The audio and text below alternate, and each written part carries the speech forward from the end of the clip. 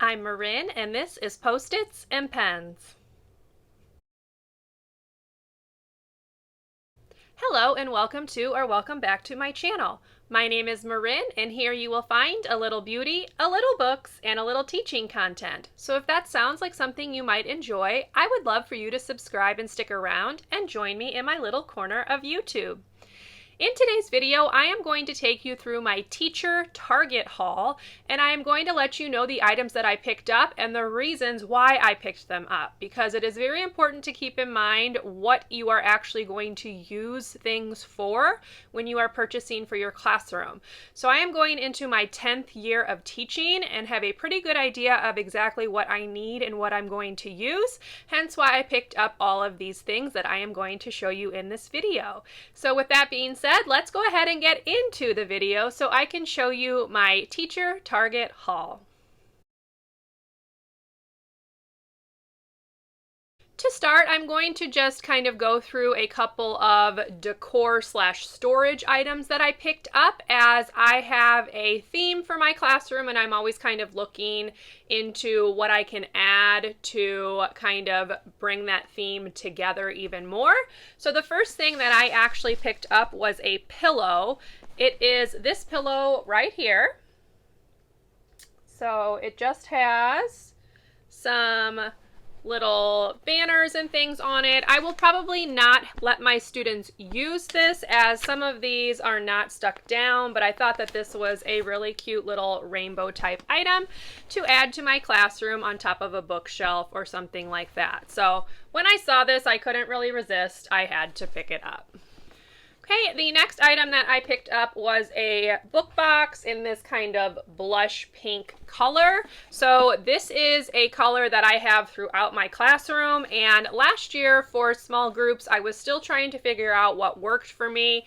It was my first year in kindergarten, so I wasn't really sure how the groups were going to work out, but now that I've kind of experienced that, I realized that for me it's just best to have something like this that I can put each group's items in and keep them all organized and contained. So they only had one in this peachy, blushy color when I went to Target the other day, so hopefully they will get more of them in stock, because I would like to get 3 more so that I have one for each group. So continuing on with storage items, I did pick up 5 of these bins in that same blush pink color. They are just little book bins like this, and I am going to use them to hold the books that I am going to use when I do the lessons on how to read independently. So we use Being a Reader for our small reading groups and our independent workstations. And in Being a Reader, there are a whole bunch of lessons that teach the students how to work independently. And one of them is on how to read independently. So you take some books, you put it in a bucket, and then you rotate the buckets around to each of the tables to talk about how to handle books, how to turn pages, how to put them back into the buckets carefully, that kind of thing, just book handling skills.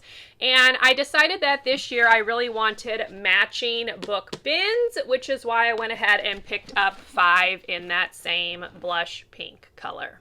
Another item that I picked up was just this little organizer/pen or pencil holder.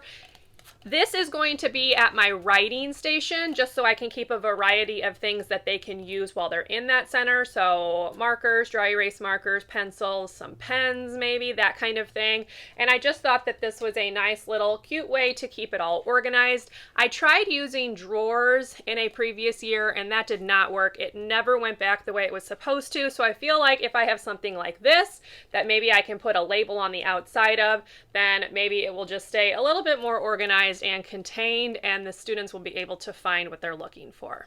Okay, another item that I picked up were some student lap desks. So they just look like this. I'm sure everyone's seen them. Again, it's in that same blush pink color. I picked up 4 of them, as I do have some already in my classroom, but I kind of wanted them to be at each little station, if you will, rather than the students carrying them around the classroom. So I just figured having a few more wouldn't hurt. And a lot of times the students really like sitting on the floor to work, and this is really helpful if they need to do that as well. So figured it didn't hurt to pick up a few more of them. And since they were $5 each, it wasn't like it was breaking the bank. Okay, continuing on with storage, I did pick up 10 of these little flashcard holders. I am going to use them to store their sight words in when they are working on their sight words. I will put a number on them. I have several of these already, so I just went ahead and picked up a few more so that I would have enough for the school year. Okay, and the last items that I picked up were 2 of these paper bins. Again, I just decided to go for matching colors. The ones that I have right now are all different colors. They don't really go with my classroom theme, which is more neutral tones, pastels, that kind of thing. So I decided to go ahead and just pick up 2 of these clear ones to replace the bright yellow and the bright purple one that I have in my classroom currently. Okay, now I'm going to get into things that I purchased with the sole purpose of using for centers and small groups and things like that. So the first thing that I picked up was this pack of borders. It is just the alphabet. There is a black and white version on the back.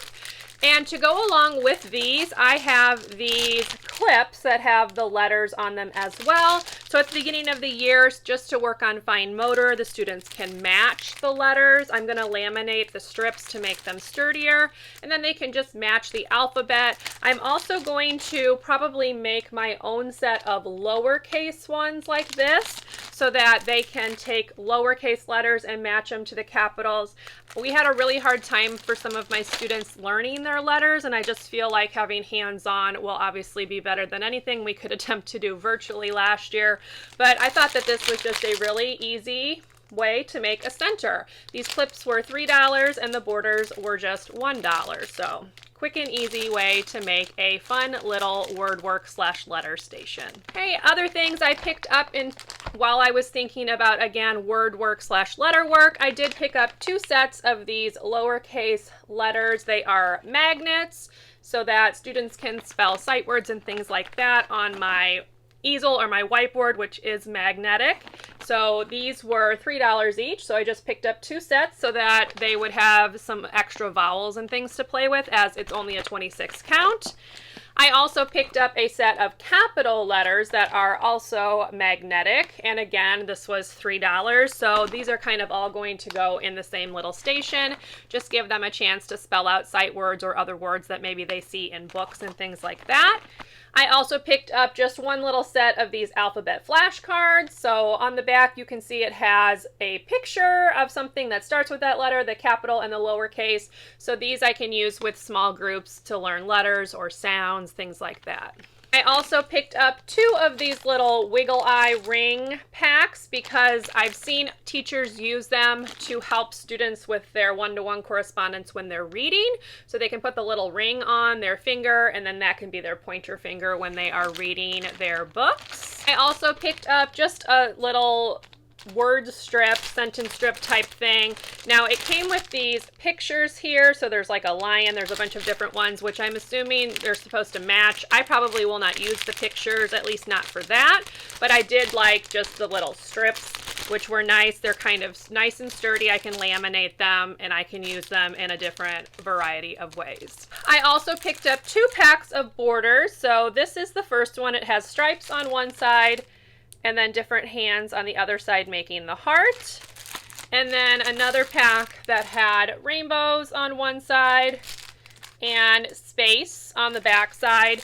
I know exactly where I'm going to put this. I'm going to put it along the top of where the students hang their jackets and things. We did not use that last year because of COVID. I am not sure that we'll necessarily be using it this year either, but I did want to kind of jazz that up a little bit as the paint looks a little rough along the top and it's just not the prettiest. So I thought maybe something like this would be an easy, cheap way to decorate that area a little bit more. Again, the borders were only $1, so no big deal.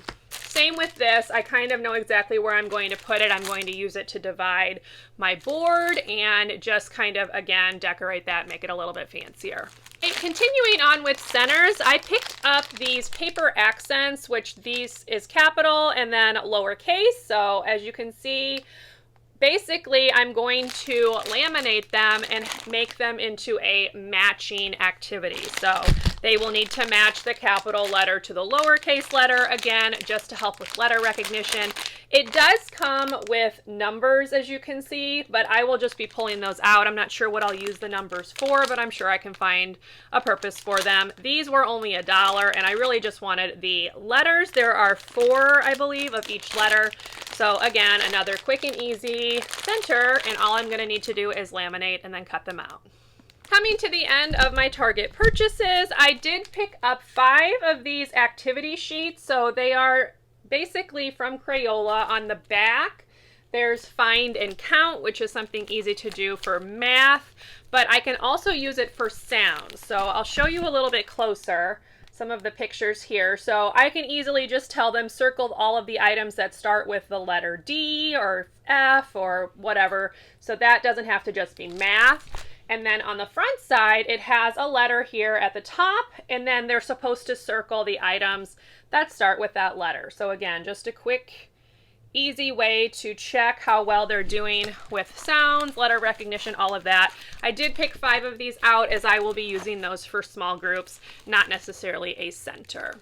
Okay, and then the last items I picked up were a few extras of these dry erase sleeves. So I picked up 3 different colors. I got this kind of teal color, a couple of blacks, and then this kind of bright pink. I'm thinking that I may use them for Write the Room, that kind of thing, and I kind of color coordinated them so that I can just keep them together in that set. The black ones I am actually working to replace all of my class sets with black so that nobody is arguing over what color they get, as that was a bit of a problem last year. So I picked up 3 more of the black ones just so I can keep circulating out some of the older ones that I had, which were like red, yellow, and blue. They're looking a little rough at this point as I've had them for many, many years. So yeah, these were $1 a piece. Kind of can't really go wrong with that. So glad to have another set of those. And that is the end of my Target haul. So as I said, when I was picking each of these items out, I was really thinking through what I was going to use them for.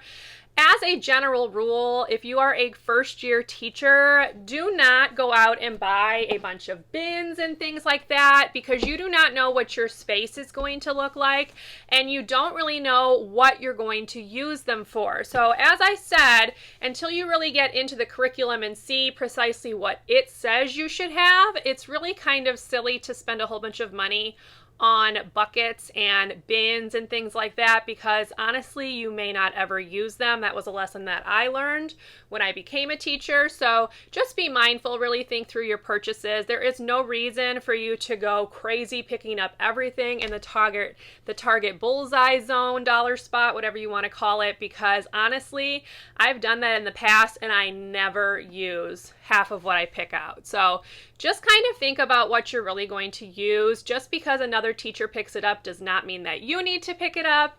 And it's just kind of important to really think through your purchases so you're not overspending and bringing in a whole bunch of stuff that you may not ever need.